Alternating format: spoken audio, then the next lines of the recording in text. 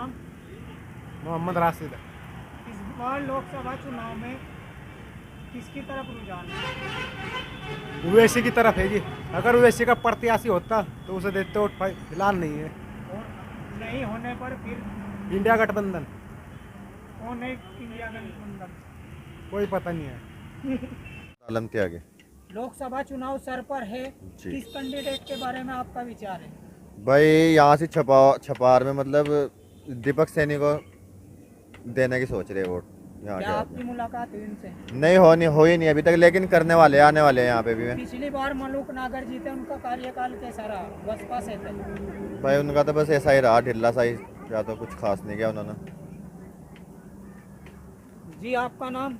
मेरा नाम इसराइल त्यागी है।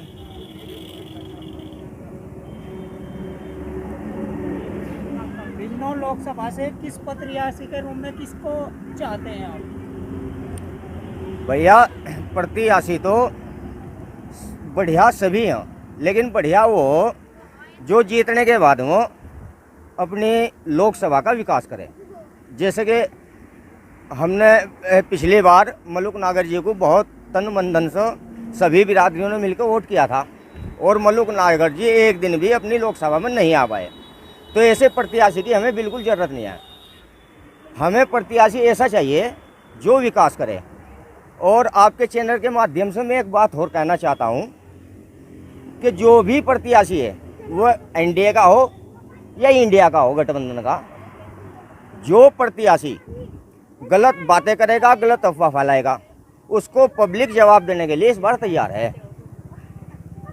तो आप तो एक मोदी आदमी है, क्या? हाँ तो मैं इसीलिए आपसे बोल रहा हूँ कि सभी प्रत्याशियों से मैं आपके चैनल के माध्यम से कहना चाहता हूँ कि कोई भी प्रत्याशी किसी एक समुदाय को लेकर टारगेट ना करे, क्योंकि यहाँ 36 बिरादरियाँ हैं और 36 बिरादरी वोट करती हैं, ना कि हिंदू और मुसलमान। जो प्रत्याशी हिंदू मुस्लिम या कोई भी ऐसी घटना करेगा, ऐसे काम करेगा, पब्लिक उसको जवाब देने के लिए इस बार तैयार है। जी आपका नाम? मेरा नाम अर्शद त्यागी है। बिजनौर लोकसभा के बारे में आप क्या कहना चाहोगे? किस तरीके का कैंडिडेट आपकी पसंद है? देखो, हमें चाहिए कोई नई सोच वाला नौजवान जो हमारे बिजनौर लोकसभा को विकास की तरफ ले जाए। हमारा बिजनौर लोकसभा क्षेत्र बहुत ही पिछड़ा हुआ है। हम दिल्ली से मात्र 200 किलोमीटर दूर के दायरे में हैं और हमारे क्षेत्र पे किसी का कोई ध्यान नहीं है, क्योंकि नई सोच वाला कोई कैंडिडेट अब तक आया नहीं है। इस बार जो है दीपक सैनी जी को लेके आए हम लोग, और हमें पूरी उम्मीद है कि इंडिया गठबंधन का ये प्रत्याशी भारी मतों से जीतेगा और पूरा विकास कराएगा। हमारी बहुत सारी मांगे हैं। हमारे एरिया में कोई यूनिवर्सिटी नहीं है, कोई हॉस्पिटल नहीं है, कोई ट्रामा सेंटर नहीं है, और ट्रांसपोर्ट के लिए बहुत ही भद्दी फैसिलिटी है। मलूक नागर जी ने अपनी फैक्ट्रियां लगाने के अलावा कुछ नहीं किया। आम जनता को चाहिए सुविधा, जो सरकार उसको दे। तो भैया हमने तो पूरा डिसाइड किया, इस बार हम दीपक सैनी जी को वोट करेंगे, उसके अलावा किसी को वोट नहीं करेंगे। और इस बार जो है लोकतंत्र बचाने का चुनाव है। पिछले 10 साल से भाजपा है, और भाजपा ने क्या करा है? भाजपा ने केवल समाज को बांटा है और अब सारा सरकार का पैसा अपने विदेशी यात्राओं पे, अपने प्रचारों पे, इन पे खर्च करा है। कोई रोजगार नहीं दिया, कोई विकास नहीं कराया। क्या है, मुफ्त में राशन? कहीं गरीब है क्या हम? इंडिया में सबसे ज़्यादा यूथ है और हमें चाहिए काम। हमें फ्री में राशन नहीं चाहिए, हमें फ्री में सिलेंडर नहीं चाहिए। हम सब कुछ कर लेंगे, हमें रोजगार दो आप। ये इतने सारे युवा खड़े हैं, एक बार आप कैमरा इधर को घुमाओ। ये इतने सारे युवा खड़े हैं, इन्हीं की सुविधाओं के लिए कौन सा स्कूल खोला भाजपा ने जिसमें फ्री में पढ़ सके बच्चे?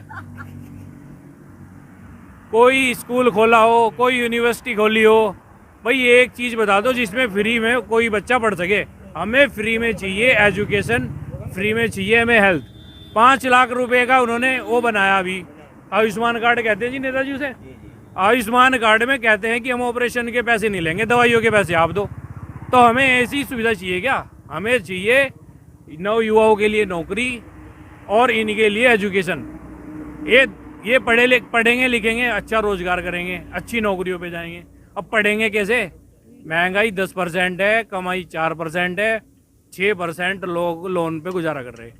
कोई किसान बगैर क्रेडिट कार्ड का नहीं, कोई नौकरी वाला बगैर क्रेडिट कार्ड का नहीं, कोई बंदा इंडिया में ऐसा नहीं जो कर्जे से मुक्त हो। आप हमें कर्जा मुक्त करा दो, एजुकेशन दे दो, हम भाजपा को वोट दे देंगे। और हम कैसे विश्वास कर ले, जब 10 साल में नहीं दिया तो आगे दे देंगे। तो भैया पूरा इस बार पब्लिक का जो है रुझान जो है वो इंडिया गठबंधन पे है। और जो इंडिया गठबंधन ये गठबंधन हुआ है, ये सोच के हुआ है कि जो भाजपा सरकार ने लोगों के साथ शोषण करा है, उस शोषण को दूर करने के लिए इंडिया गठबंधन हुआ है। वरना इतनी सारी पार्टियां मिलती नहीं कभी। क्यों मिलेंगी भाई? में उन्होंने देखा कि भाजपा ने केवल आम आदमी का शोषण करा है, अपने पैसे अपने खाते भरे हैं, वॉशिंग मशीन लगा रखी है, फिर इधर से आप घोटाला करो, मेरे पास आओ, मैं सर्फ एक्सेल से आपको धो दूंगा। और जो उद्योगपति हैं, अनिल अंबानी की संपत्ति 2014 में $28 बिलियन थी। आज उसकी संपत्ति $120 बिलियन है। कालाबाजारी पर नकेल कस रहे हैं योगी।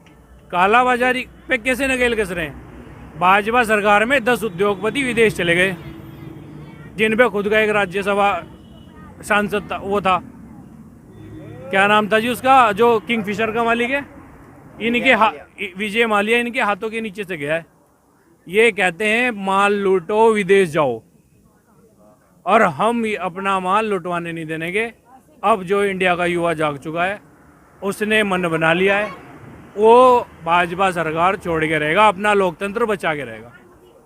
बस मैं आपसे यही उम्मीद है, मेरे हर युवाओं से यही उम्मीद। जी आपका नाम? पंकज कुमार। जैसा कि लोकसभा चुनाव सर पर है, किस तरीके से देख रहे हो आप? इस तरीके से भाई देख रहे, अच्छे से देख रहे। विजेंद्र सिंह है, दीपक सैनी है, चंदन चौहान है, किस तरफ रुझान है? हम तो दीपक सैनी को देंगे भाई। क्या दीपक सैनी की क्या वजह रहेगी? भाई दीपक सैनी की वजह है, एक तो गठबंधन से है, बीजेपी इंडिया गठबंधन से है, एक बीजेपी को हमने बहुत देख ली भाई, अब इन्हें भी देखेंगे यहाँ से क्या करेंगे। बसपा हमारे से क्षेत्र में विजेंद्र है।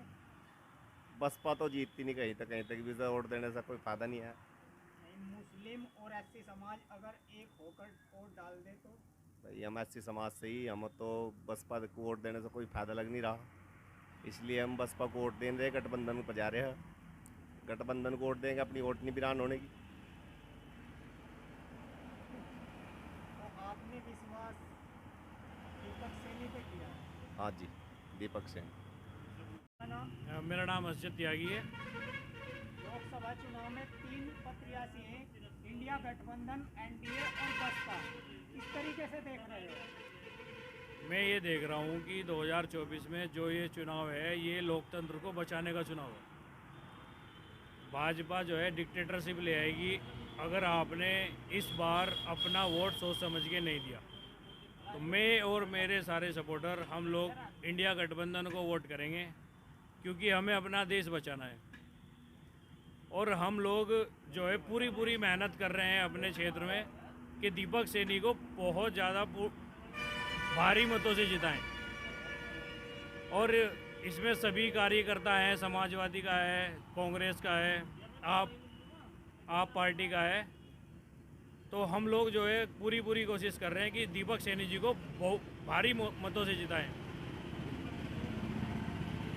कि एक बसपा का कैंडिडेट हमने पहले यहाँ से जिताया था, मलूक नागर जी, कभी हमारे क्षेत्र में नहीं आए, कोई काम नहीं कराया, किसी लोगों से मुलाकात नहीं करी, कभी वापस नहीं आया। और दूसरी बात है भाजपा का पूर्ण विरोध है युवाओं के अंदर। इसने जो वादे किए, कोई वादा पूरा नहीं करा, ना नौकरियां दी और ना ही लोगों को रोजगार दिया। ये कोई फैक्ट्रियां लगाती भाजपा सरकार, कोई इंडस्ट्री खोलती, स्कूल कॉलेजेस खोलती, इसने कुछ नहीं करा। मलूक नागर ने तो फैक्ट्री लगाई है, 2 मलूक नागर ने केवल अपने पर्सनल प्रॉफिट के लिए फैक्ट्री लगाई है, लोगों के लिए क्या करा है? लोगों जनता को काम मिलेगा? जनता को काम केवल एक फैक्ट्री से कितना काम मिल जाएगा? कोई वो सांसद में प्रस्ताव पास करा था, यहाँ पे कोई यूनिवर्सिटी बना था, हॉस्पिटल बनवा था लोगों की सेवा के लिए। ये हाईवे है, जिस गांव में मैं रहता हूँ उस पे 58 नंबर NH 58 पे मैं रहता हूँ। यहाँ पे कोई ट्रामा सेंटर नहीं है। किसी बंदे के अगर एक्सीडेंट हो जाए तो उसको जाने में मेरठ जाना पड़ता है, लगभग 70 किलोमीटर दूर। कोई हॉस्पिटल नहीं बनाया, कोई ट्रामा सेंटर नहीं बनाया, कोई यूनिवर्सिटी नहीं बनाई, कोई खेल का मैदान नहीं बनाया बच्चों के लिए, कोई कोचिंग सेंटर नहीं बनाया। अपनी फैक्ट्री लगाई, उसका क्या करें हम भाई फैक्ट्री का। तो इंडिया गठबंधन पे आप इंडिया गठबंधन को मैं इसलिए सपोर्ट कर रहा हूँ क्योंकि मुझे युवाओं का कैरियर बचाना है। मुझे युवाओं को जागरूक करना है कि अगर आप अपने देश को बचाना चाहते हैं तो इंडिया गठबंधन को सपोर्ट करें, वरना बीजेपी में 10 साल में लगभग 20 गुना महंगाई कर दी। और इनकम कितनी करी लोगों की? इनकम है 4%, सेविंग अकाउंट पे 4% इंटरेस्ट देती है, और आज का जो रेट ऑफ इन्फ्लेशन है 10% है। 6 गुना ज़्यादा हमारी सेविंग से खर्चा है। ये लोग पढ़े लिखे लोग समझते हैं, जय श्री राम वाले नहीं समझेंगे इस बात को, उनको तो एक साथ जाना है। तो मैं सभी युवाओं को से अपील करता हूँ कि आप अपने बारे में सोचें, अपने आने वाले फ्यूचर को सोचें, अपने बच्चे जनरेशन के बारे में सोचें और इंडिया को बचाएं। आपका नाम? मेरा नाम इसराइल त्यागी है। इस बार लोकसभा चुनाव को किस तरीके से देख रहे हो? लोकसभा चुनाव को तो जहाँ तक मेरा अपना मानना है भाई साहब, पब्लिक पहले ही तय कर चुकी है, क्योंकि पब्लिक बहुत टाइम से बहुत कुछ झेलती आ रही। अब पब्लिक का रुझान तो आप सबको पता ही है, आप पत्रकार बंधुओं को भी पता है, और बाकी लोग क्या कहते हैं उससे कोई फ़र्क ही नहीं पड़ता, क्योंकि यहाँ जो मुस्लिम बहुल्य क्षेत्र हैं वहाँ विरोध होता है कि भाई मुसलमान हैं, ये उसे वोट देंगे, उसे वोट देंगे। हम वोट जो करते हैं वो हिंदू को ही करते हैं। हमारा जो मुख्यमंत्री बनता है वो हिंदू बनता है, हमारा जो प्रधानमंत्री बनता है वो हिंदू बनता है। तो ये हिंदू मुसलमान वाली जो बात करते हैं जो लोग, इस बार उनको पीछे हटाने का चुनाव है, और बहुत सक्रिय लोग हो चुके हैं। कोई हिंदू मुसलमान वाली कोई बात नहीं होगी, और इस बार विकास का चुनाव होगा। आने वाली 19 तारीख में ज़्यादा से ज़्यादा लोग मतदान करेंगे, और ये पब्लिक है, सब जानती है, ठीक है। और बाकी रही मेरी अपनी पर्सनल बात, मैं माननीय मंत्री, कैबिनेट मंत्री अनिल कुमार जी का सपोर्टर हूँ बहुत टाइम से, 2007 से। बाकी मुझे तो उनके साथ रहना है, लेकिन यहाँ लोकसभा चुनाव में प्रत्याशी जितने भी आएंगे, सम्मान तो लोग सभी का करेंगे, लेकिन पब्लिक है, सब जानती है, ठीक है। ये बदलाव का चुनाव है। आप कुछ खुलकर मैं खुलकर बोल रहा हूँ, मैं बिल्कुल खुलकर बोल रहा हूँ। ये पब्लिक है, सब जानती है। कुछ गोल घुमाकर नहीं, गोल घुमाकर नहीं बात कर रहे हैं। आप पत्रकार बंधु हैं, आप बहुत जानते हैं, और आपके चैनल के माध्यम से आप लोगों की राय भी ले रहे हैं, पता होगा आपको भी। तो मैंने एक सारी बातों को ना करते हुए एक छोटी सी बात बता दी आपको कि ये पब्लिक है, सब जानती है। हिंदू मुसलमान वाला कोई चुनाव नहीं होगा।